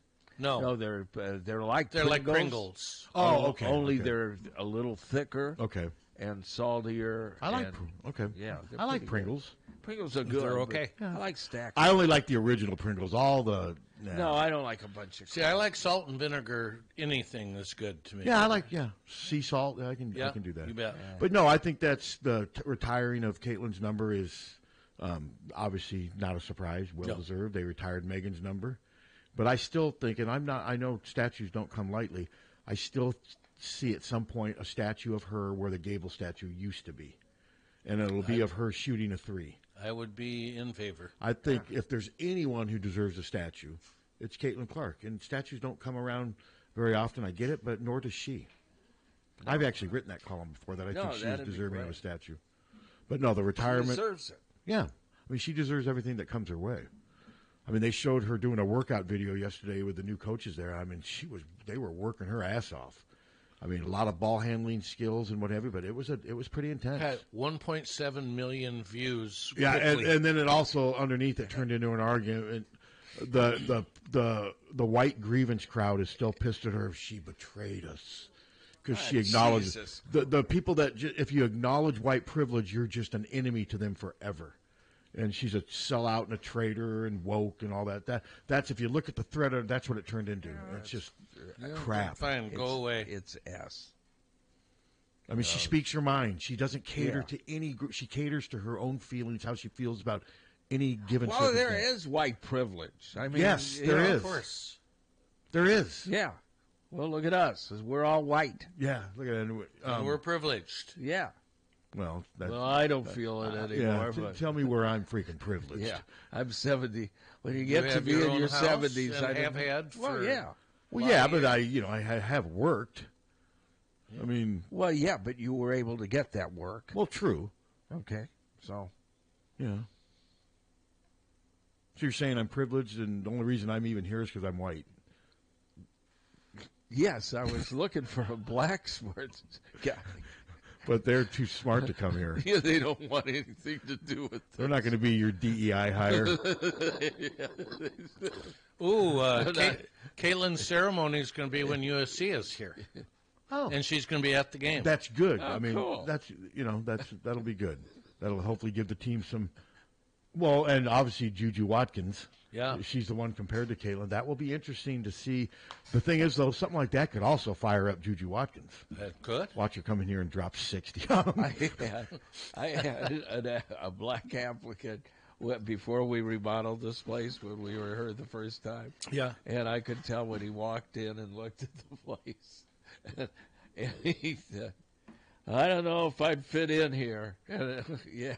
I said, look, we're going to make it. We're going to make the studios better. I mean, I could tell it was the studios. It wasn't that he was black or that he wouldn't fit in. He just looked at And it. yet Podasky lived there. Yeah. He lived here when it was bad, right? Yes. Yes. Real bad. Real bad. Terribly bad. Which room was his bedroom? Part of that room. The room we're in here? Yeah. If you move the wall out a little more, and you move this wall out a little more. So, yeah. How long did he live here? I don't know. About 7-8 months. Oh, so it wasn't that. So it wasn't like a couple years or whatever. No. And did you want him living here? I didn't care. I mean, yeah, he could have. I mean, we had to heat the place anyway. Did you charge him rent? Huh? No. It was almost like he was a night watchman. Yeah. Yeah, kind of. Hello. Hello. If any of you have ever looked way up where all the women's numbers are, yep. Caitlin's number's up there. It's been rolled up and up there for about 2 or 3 months. It has. It has, yeah. Yep. I think now it's just official. Yep. Yeah. So they'll just unroll it and it'll drop down. Yeah, and I think a lot of this, too, is the ceremony, USC. There's a lot going on here, and I like Iowa's approach. Yeah. No, I okay, think well, it's thanks, great. guys. Yeah, thanks, Carter. Bye. No, that's very cool. It's going to be neat. But I like the statue idea, and I wish they would do something like that. Who knows? Maybe they will. But that takes time. Yeah. I'm not saying they need to put a statue up by next Thursday or whatever, but I think if there's anyone who deserves one, it's her. Yeah. I mean, Hayden has one, deservedly so. Yeah. It'll be interesting. I mean, do you think Kirk gets a statue anywhere? I don't know. You know, I don't know. I don't know that he'd... I think it'll be harder for Kirk since Hayden has one. Yeah. Because everything Kirk has pretty much done, Hayden did before Kirk. Yeah. And, yeah, the program was struggling when Kirk took over, but it had recent success, whereas when Hayden took over... It was a dumpster fire. It was a dumpster fire. Should I have like a statue of Podasky out there with a bath towel wrapped around him? No, just reading, walking and reading. I don't see. I mean, he's like I said, he moved. I don't know where he is now. I don't know if he moved out of Iowa or I have no idea. But he's not. He is no longer living on 3rd Avenue, and I don't see him walking around anymore. No, I haven't. I know he sold his home and moved, and I asked the neighbor, and they had no idea where he went. Yeah. So who knows? Yeah. Good luck to him wherever he is. Oh yeah. Yeah. Because I remember he wanted to get out of here so bad. I was surprised he stayed here. When he left here, he wanted out of here. Yeah. And he stayed for a lot longer than I thought. This town grows on you, though, after a while. It really does. I like it. Yeah, no, I've always liked it. I've obviously liked it. I've been here 33 years. Got to think about that. I've been here. This June will be 34 years. I lived in Muscatine for 20-some years, and I was always an outsider. They always referred to me as an outsider. Well, I've lived here almost twice as long as I lived in Des Moines. Yeah. It's pretty crazy when you think about it. I mean, I moved up here in June of 91. I mean, think about that. Where were you in June of 91? June of 1991, we had just, let's see. Were you still a band? We were still a band. Yeah, we were. You were in Muscatine or Davenport? Davenport. Muscatine, Davenport, whatever. It's crazy to think how long it's been. No, it was Muscatine. We moved to Davenport in 93. Station got sold in 93. Came here in 94. So I think July of '91 is when we were up in Alaska for a couple months, which was pretty cool. Yeah, I'd always like to see it, but Jan has no interest. No you want me to play the video interest of Iowa's video? It's like 18 seconds long. Something Iowa put out about Caitlin. I can't imagine. Sure. Well, it's just filled with cuss words. I think we'll say it. No, it's not. It's a rap song with video for playing. I thought they were saying, but yeah, I think that's great that they're doing it, and it's just interesting watching this team move on without her. I mean, we knew there was going to be growing pains. Very different. She, like I said, and somebody asked me what I meant by she absorbed turnovers for the team. Well, she had the ball in her hands so much that she had turnovers that other players probably would have had if they had the ball in their hands. She just was so good that she could commit 4 or 5 or 6 turnovers and not really have it impact the game that much. No, that's right. But if you got someone like Kylie Feuerbach committing 3 and Siddle Falter committing 2, that hurts this team way more. I mean, Caitlin just was so dynamic; she could absorb turnovers, and she did it on behalf of the team because she had the ball so much in her hands. So, but yeah, they just got to figure out. I just think they got to get a little more stability at point guard besides Lucy Olson. To me, that's the biggest thing. And I think they got to make some threes. And I think they got to get more consistency out of the post. No, the threes, I agree with you. The problem with the threes, though, sometimes that's just but there's times where the entry pass to the post seems disconnected. Sometimes it's a bad pass, but sometimes it seems like Addie's not in position. They just don't seem to be on the same page. But I think what it also shows you is how good of a post feeder Caitlin was. Oh, my God. I mean, we talk about her logo, threes, and all those, but I think maybe some of her post feeds were some of the best plays she ever made. And she made it look so easy. Her passing in general was so much better than everybody else. And they made it look so easy to where now you see other people struggling, and you're like, what's going on? Well, they're not Caitlin Clark. Exactly. And I think that's kind of what's going on right now. Yeah. But no, I think they're going to win at home. Now, if they come out and they lose this game and they commit 20, then there's a problem. You mean lose to you and I? You lose to, I mean, you could lose to a lot worse, but this is not you and I is not a No, great we team. need to They need to win this game. We need to beat you and I at home. If they lose this game and turnovers are an issue, then you got a problem. But I'm not ready to go there yet. I think Jan's going to have them ready to go, and we'll see. Hello. Hey, sorry to call in a second time, but I was looking online. Tickets for that game on the third, the aftermarket are already up around $270 a piece. For USC at Iowa? Yeah, Wow. It's already up around $270, and I can't imagine it's not going to skyrocket from there. Well, it probably will. Is that in January or February? February 2nd. February 2nd. February 2nd. Yeah, that's what so right now the secondary markets are just, I imagine it's going to blow up knowing that, her number's going to be retired and Juju Watkins Watkins already there with USC, so. Yeah, Juju Watkins will draw a crowd. No, that's going to be a big event. Yeah, well, sorry, Captain, about calling in twice in one show. Don't you ever think about doing it. I don't care. Well, 3's the magic 3, and you'll be boiled alive. Your buddy hasn't called in for a while. What's going on? I think he's mad at Steve. I think you heard him. Well, you drove him away. Sometimes you have to drive people away so that there's room for other people to come. But this gentleman is not one of them. No, I like this. Well, I don't ever want to get on Captain's S list. Not a chance. No, you I will don't. always be respectful and. Because I got this. I'm like Santa. I like Santa only with an S list. Grievance. A lot of grievance, right? Yeah. All right, guys. Take care. Thanks for the call. Don't you miss Paul? It's Paul, right? Yeah. Do you miss him? I hadn't thought about him. So. And I don't think Paul was on our auction. I think you've... driven him away. Oh, he's down in Florida. Okay. Maybe he's still listening, though. If you're listening, Paul, we're with you. Yeah, it's just Captain. Except for one of us. It's just Captain. I don't have anything against the guy. It's just the guy called up 3 freaking times, and there were at least 10 to 15 seconds of space but those between are the best, every sentence. But that's the best part of it, though, is the silence. We can go silent right now.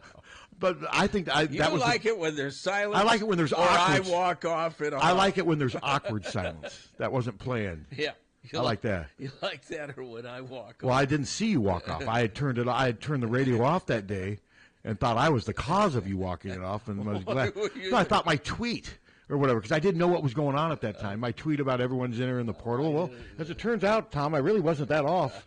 I mean, Iowa. How many Iowa walk-ons have entered the portal since I tweeted that? There've been a lot. Almost all of them. Almost all of them. Yeah. Almost all of them are gone. Now, no. Logan Jones is back, and you knew Ethan Herkett was going to come back. Those are. I would say Logan Jones and Ethan Herkett are probably their two biggest catches out of the portal right now. Not that, or just their two biggest recruiting jobs. Keeping those guys, because if you have Ethan Herkett and Max Llewellyn next year at defensive end, that's a good place to start. And they'll have Aaron Graves at defensive tackle. That defensive line still has a chance to be pretty solid. Linebacker and D-back, I have no idea. Different story. And Caden Weegen's supposed to be coming back, but I haven't seen anything of I think he will. Well, some people have already said that. I mean, because I saw a post, and I think didn't Herkett, wasn't he in Bob Browncamp's radio station yesterday? Yes. Yeah, Todd told Rob that Herkett was there for some appearance for the other radio station, the big one, and Todd just happened to see him there, and they started talking. He told him he was coming back. But somebody had posted a week ago that all three of those guys were coming back. You know, somebody, I can't remember if it was somebody for 247, but I would think that they all three would come back. I mean, Logan Jones announced it. Herkett still hasn't announced it. I think Todd's the only one that has said anything officially on it. I haven't seen Herkin's Instagram or whatever, but I'm not surprised that they're all three coming back. And I think that's a good place to start. I mean, they're going to have some veterans because, like I said, linebacker's an issue, fellas. It is. I'm not knocking the guys coming up, Jaden Harrell and those guys. You're going to have a great opportunity. But I have not. Have you seen any mention of a linebacker in the portal? I've seen the D-back that ended up going to Auburn, the defensive lineman who ended up going to Missouri. Yes. And then there's another defensive lineman who is looking at like Iowa and Michigan. Is that Pace? Yeah, Pace. And but I haven't seen any linebackers. No, I haven't either. Maybe they're comfortable with what they've got. Now or it may be one of those we have to wait till the summer. Maybe. I mean, just what's going on now is not going to be. Remember, Nick Jackson didn't commit until the summer. I mean, there's going to be this stuff's all going to recycle again this summer. I mean, it's going to be in the spring and summer. A lot of players are going to wait and see what goes on in spring ball. And, we'll probably lose some players in the spring, and most teams will. Okay, so who starts Iowa's season opener next year at quarterback? Who are you saying right now? Sully. I'm with you there. Sully Sr. Brendan, not new Sully. So you're saying Brendan Sullivan? Yes. What would you say to the people who would predict Bo Prabula? I would be surprised if we get him. I would be too under the circumstances, and like I said, if they get him, I can't imagine Sullivan stays. Well, probably so. And I mean, I've watched Prabula play. He's a backup for a reason. He can run. He can, but he's not. He's basically a shorter Brendan Sullivan. Yeah. He did have a really good game up at Wisconsin. There Yes, were he two did. games where he played where he came in and won the games for them in relief when Drew Aller was injured. He did a lot of running. I mean, but this is another case where Iowa's trying to get what they can get. Yeah. I don't think Iowa. Sure. My guess is Iowa didn't make much of a push for the Tulane quarterback who ended up going to Duke right away because they weren't going to get him. They weren't going to be able to compete for somebody like that. And they put the feelers out there for Miller Moss, but obviously Miller Moss is going to go play for Jeff Brom in Louisville and probably got a bunch of NIL money. Big money. And he's going to play for a coach who's known for building quarterbacks. Yeah. And it's going to throw the ball a lot. Yes, and he's going to throw the ball a lot, yeah. So it'll be interesting. Iowa is getting what they can. I mean, I've had some people reach out to me and say, man, their quarterback pool is really uninspiring. Well, what did you expect? I think it's better than an injured Cade. Yeah, I mean, but I don't know what these fans expected. I don't know. Power 4 starting quarterbacks weren't going to line up to come to Iowa City. No. That's just not going to happen right now under the circumstances. They got to get what they can get and hope that one of these guys is the guy. Well, I watching Prabula play, I know at the time I was thinking, damn, he looks really good. Yeah, I never thought that watching him. I mean, it was against Wisconsin, and we know Wisconsin wasn't very good. Yeah, I watched him play several times. He looks like a running quarterback who was more of sort of a change of pace top guy at Penn State because he was different than Drew Aller. Yeah. But I never really watched him throw into really tight windows for an extended period because he hasn't. He hasn't had a chance to do that yet. But, again, that Iowa is competing for what they think they can get. I mean, they're not shooting for the stars. You can't shoot for the stars when you don't have the ability to reach them. And right now they're not there yet. They're going to try to get what they can. And my guess is they must have let Hank Brown know that they were going to look for another quarterback. Well, Hank Brown, if he's good enough, he'll win the job. And Hank Brown can't tell Iowa, I don't want you going after another quarterback. Hank Brown doesn't have the leverage to start telling Iowa what to do either. No. He should just be happy that Iowa's willing to give him an opportunity to come and be a starting quarterback for a Power 4 school. Yeah, that's the way it works. But, yeah, I'm trying to see if there's I mean, will I feel comfortable if we don't get another quarterback? I will feel probably better than I did going into this year. Because I didn't think that Cade was going to be all that, and he wasn't. He wasn't. He wasn't very good. Yeah, I never thought Cade was going to be all that. But I didn't think he was going to be as bad as he turned out to be. I didn't think he was as damaged as he was physically. I mean, he just wasn't the same since those knee surgeries. Not even close. I mean, even when he got here, he wasn't. I mean, I think that first knee surgery at Michigan, that was the start of his demise. Yeah.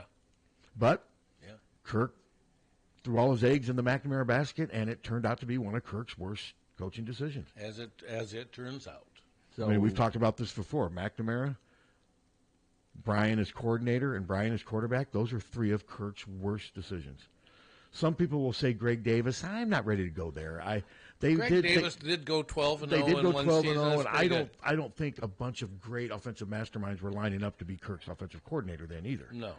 And I think when we saw Greg Davis get the job, I remember thinking, this guy, he helped Texas win. They could do worse. I wasn't against it, but it just didn't work out. And I think Greg Davis let it be known very early, hey, there's not the kind of players we need to run. Remember when he criticized the lack of – but he was right. Sure he was. He was. So when I get my knee surgery, is that going to lead to my demise?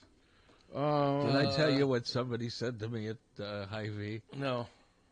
They go into, you get a knee surgery, and I said, yeah, I'm going to get a new knee. And they go on and on about it in graphic detail. And then they said, yeah, I had a friend that got it, but he got a blood clot and died. Was the end of the guy's story.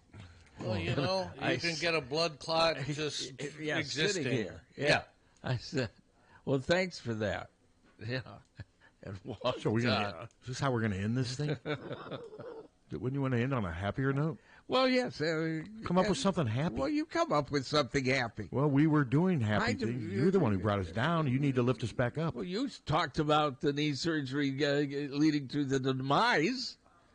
Well, but I'm talking about a guy that's going through knee surgery. I'm talking about a guy playing Power Division I football, not a guy who sits on his ass all day, which is basically what you do. No offense. You sit, other stuff. No, you don't. You spend most of your day sitting on your sphincter, doesn't he? Some. I've done. I filled the water dish. Why don't you get what are those things? What are those things called? A pedometer. Why don't you get one of those and see how many steps you walk each day? They're inaccurate. No, they're not. I have one. I have it right on my phone. They're very accurate. I use it every day. I know. You think you even do 200 steps a day? Yeah, yeah. Well, how many steps are back? Well, I'm going to the store. Well, how far is Mecca from your chair? How far is Mecca from your chair? What, Mecca? Your bathroom. I mean, the way you go. Why is that Mecca? Because there's times where you head back there like you're going for the. That's what you envision Mecca. There's times where you head back there like you're going to find the light, man. Like your God is back there. You're so determined to get back there. Have you counted how many steps it is from your chair? No, I've never counted. Because then you could figure out how many steps you get here. I generally get over 10,000 a day. Uh-huh. I do easy, but how do you know that? I'm not questioning you, but I don't think you do. I do because. Do you have a pedometer that marks it? Ann does, and I walk at least as much as she does or more. Walk outside or like? Well, I walk the dog twice a day.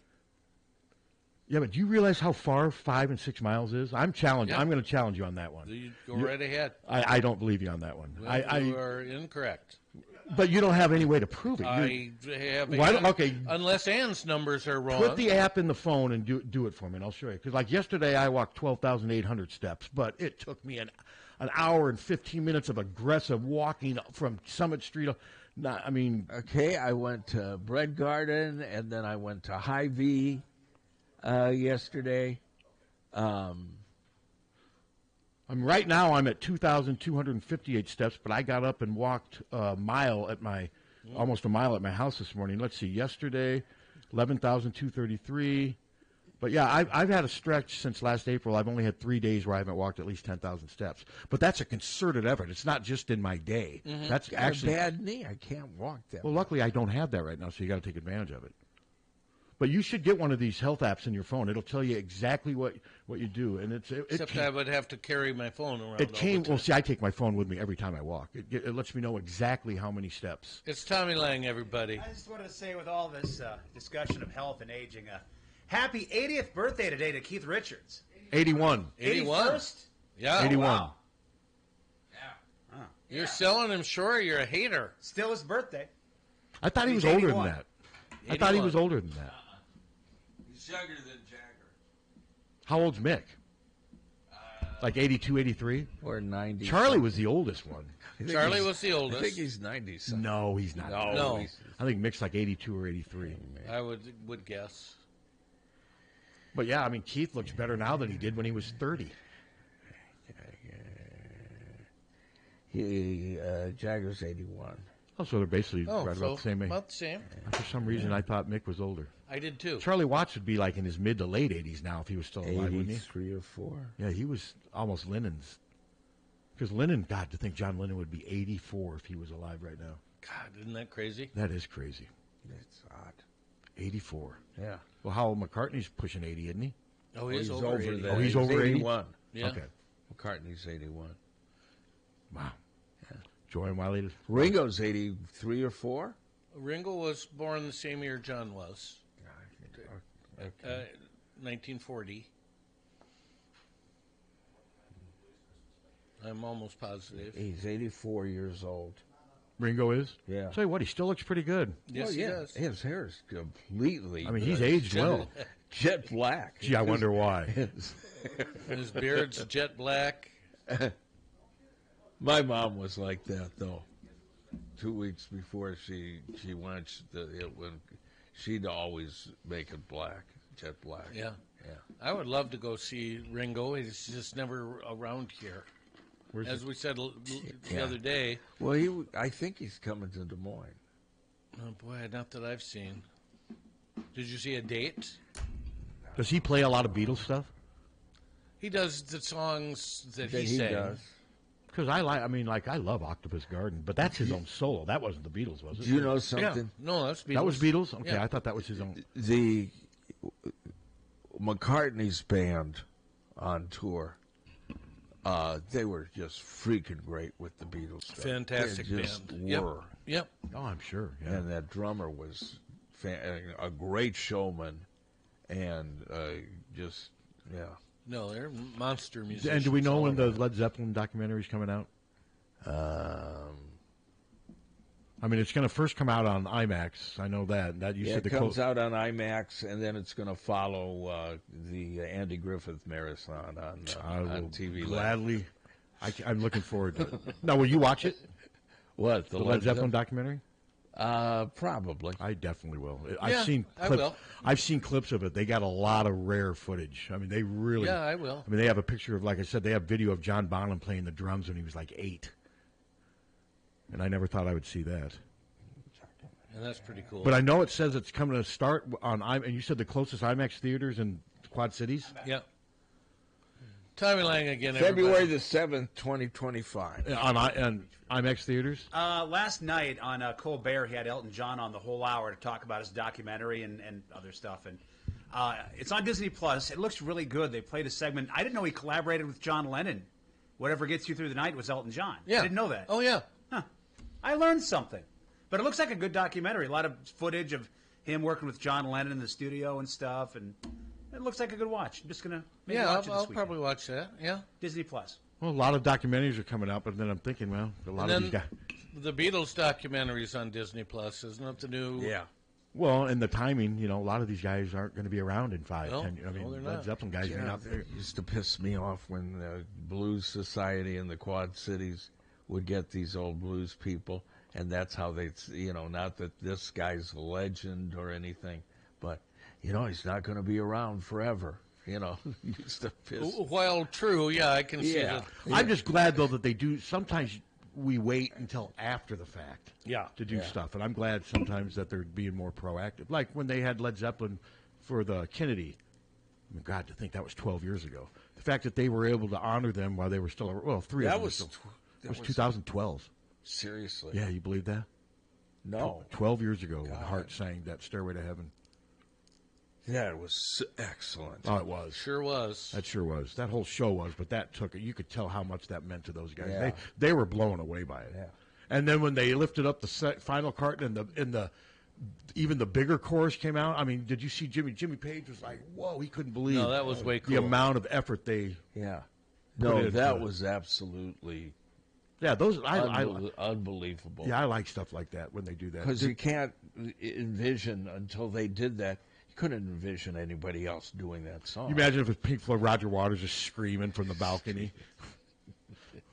I don't believe in God. But no, that was really cool. And I'll tell you, I'm not a huge Hart fan, but man, did they killed it on that. And Wilson's voice was perfect for that. I've always been a Hart fan. Yeah, no, since the jump.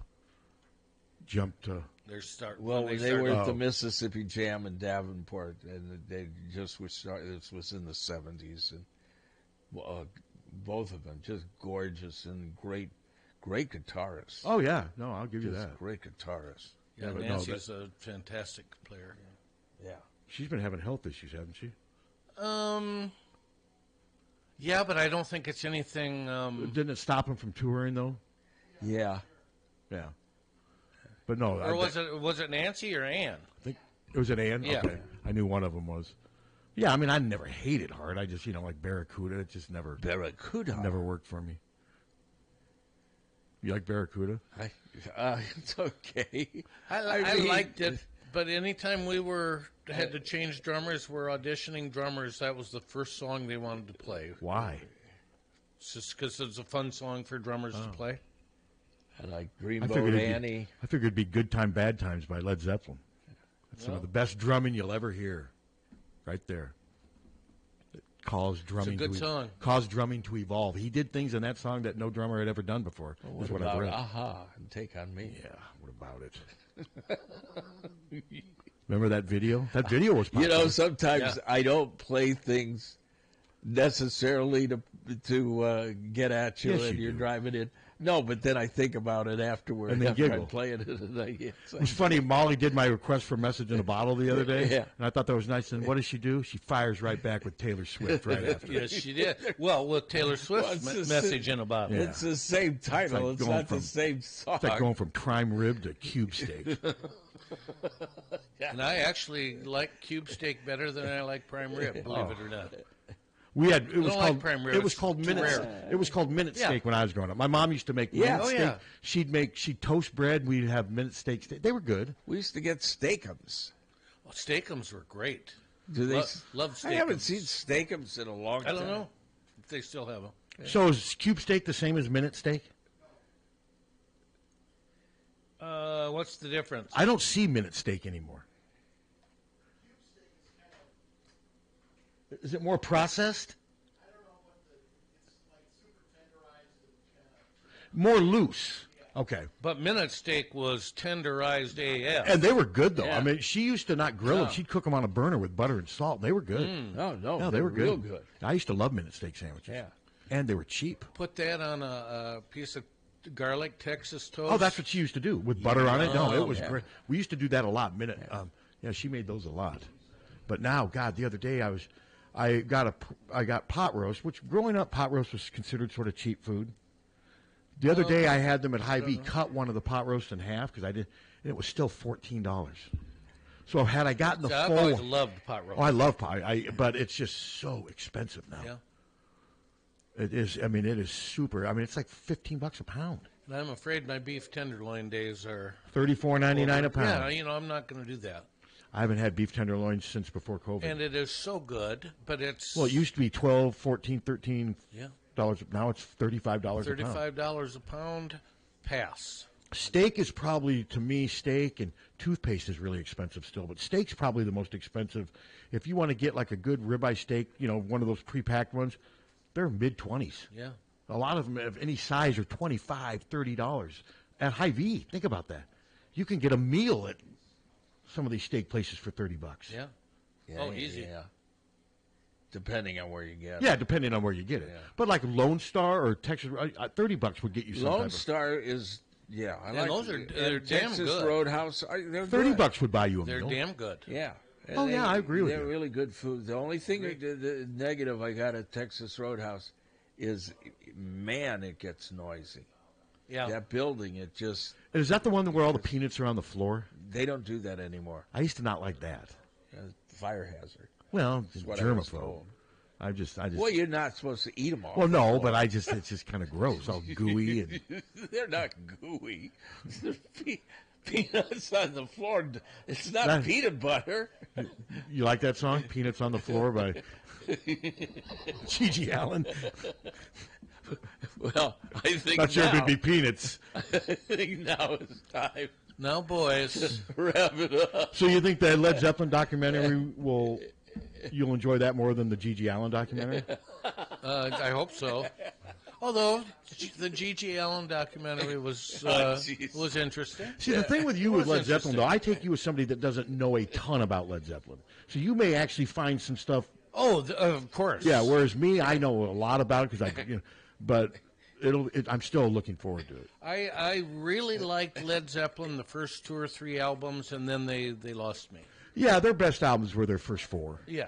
Although they just kind of lost. Although Houses of the Holies is a pretty good album, and some people will swear by Physical Graffiti. I did not like Presence, and then In Through the Outdoor, I liked 1 or 2 songs on it, and that's part of the reason they were trying to revive.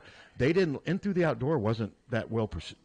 It wasn't that well accepted, and they were trying to kind of jumpstart themselves again. That's when they were getting ready to tour. Mister, I don't eat seafood. I don't eat this. I don't like this. I won't watch this. Right? Yeah. And then, that Gigi Allen documentary was pretty... It was interesting. It was a part That's of the last thing I can envision you or Ann watching. No, it was pretty good, and White Boy Rick was terrible. The movie? Yes. The documentary was better than the movie. The documentary was pretty good.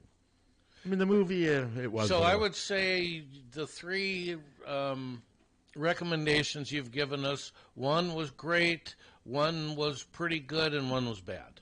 What, Waterhorse? Waterhorse was great.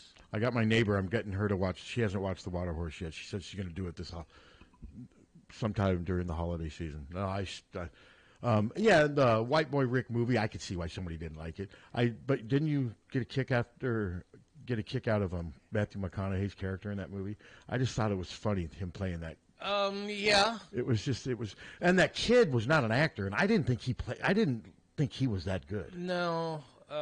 He was never been an actor before. I mean, Matthew McConaughey was the high point of the movie. What do you think of Bruce Dern in The Wife Beater and underwear? Well, Bruce Dern was nasty. Yeah. Bruce Dern's making more movies now, it seems like, than he ever has. Seems like he's in every movie. He's prolific, isn't he? Yeah, but no, I bet you would like the White Boy Rick documentary. It's well done, and it's a documentary. It's not. It's pretty interesting. But this Led Zeppelin thing looks. And who's making it? Do we know who's? I don't know. Who's doing it? I don't would know. think if it's on Disney, it's. And with all the access they got to the 3 Disney. band members, it must be somebody pretty prominent. And because there hasn't been much about Led Zeppelin. That's what I'm saying. They've been. So I wonder what made them say, "Yeah, let's do this." Don't you think age? Possibly. And probably money. Probably somebody gave them the right figure. Yeah, probably. Okay, let's see. And probably a filmmaker that they Sony had heard of. Picture Classics. Oh, acquired the film. So Sony's involved. Does that tell you something? So who's the director? The director is Bernard McMahon. I've never heard of him, but that wouldn't be heard anything. described as a hybrid docu-concert.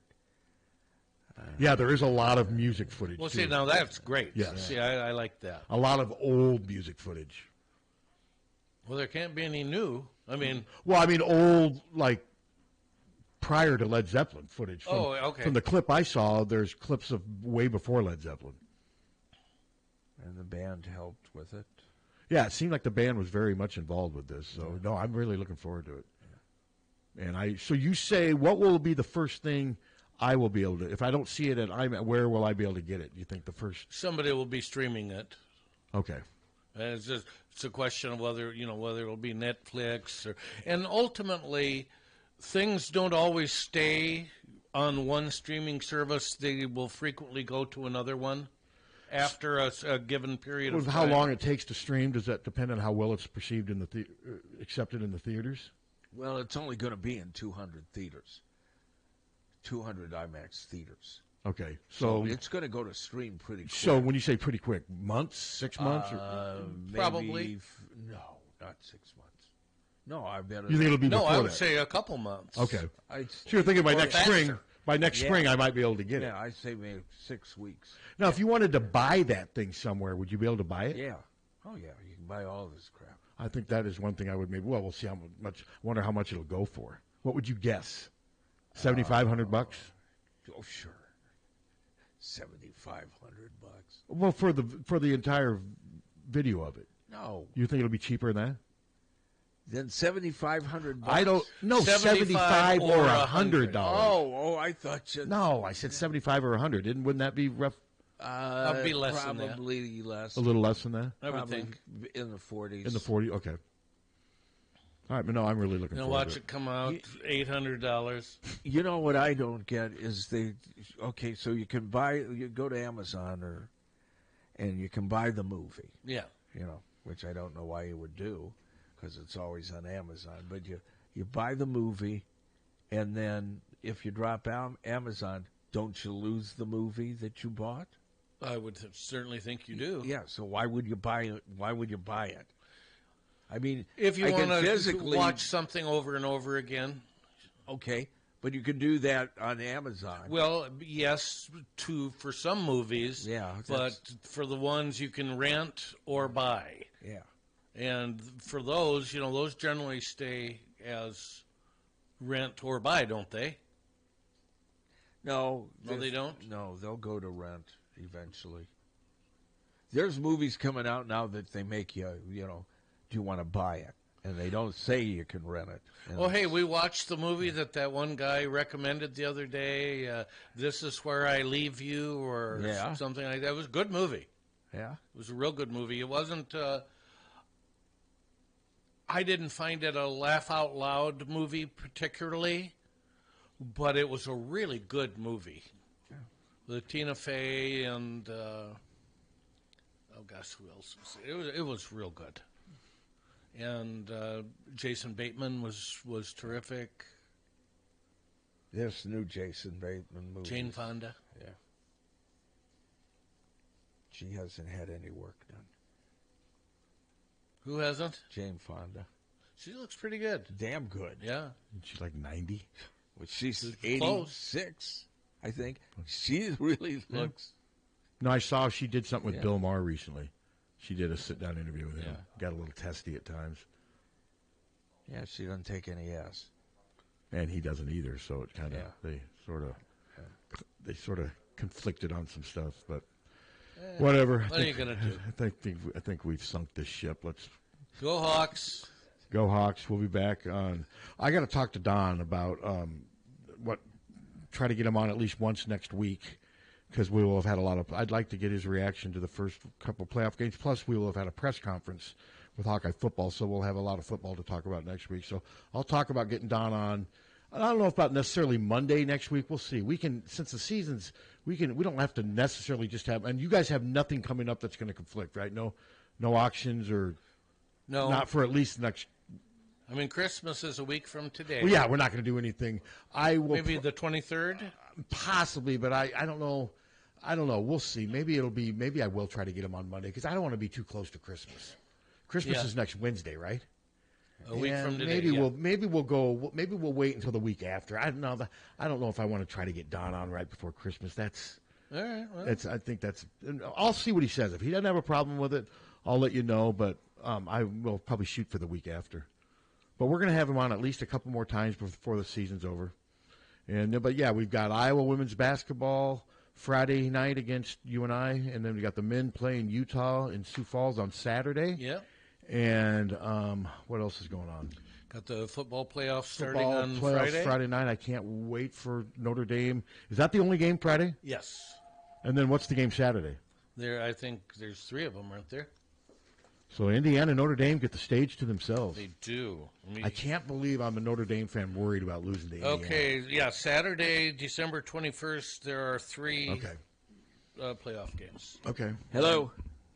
If you have, Pat, if you have Don on after Christmas, that following Monday's when the Hawkeyes play. No, I know. Yeah, maybe we'll do, because we're definitely going to have him on before and after Iowa plays. We always do a season recap. So, yeah, I'll figure it out.